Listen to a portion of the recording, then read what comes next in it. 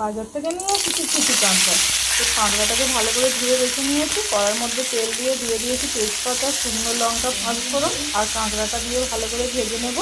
একটু ভাজা হয়ে যাওয়ার পর উপর থেকে দিয়ে দিলাম হলুদ গুঁড়ো, অল্প একটু দেবো লঙ্কার গুঁড়ো আর দিয়ে দেবো পরিমাণ মতো নুন। দিয়ে আরও কিছুক্ষণ ভালো করে কষিয়ে নেব। কষানো হয়ে গেলে উপর থেকে দিয়ে দেবো আদা বাটাটাকে দিয়ে আরও কিছুক্ষণ কষিয়ে নেব। নেওয়ার পর দিয়ে দিলাম ভিজিয়ে রাখা তেঁতুল জলটা দেওয়ার পর দিয়ে দেবো আমি পরিমাণ মতো চিনি। তো যে যেমন টক খেতে চাও, কম খেতে চাইলে কম মিষ্টি দেবে, আর যদি বেশি টক খেতে চাও তাহলে অল্প করেই চিনি দেবে।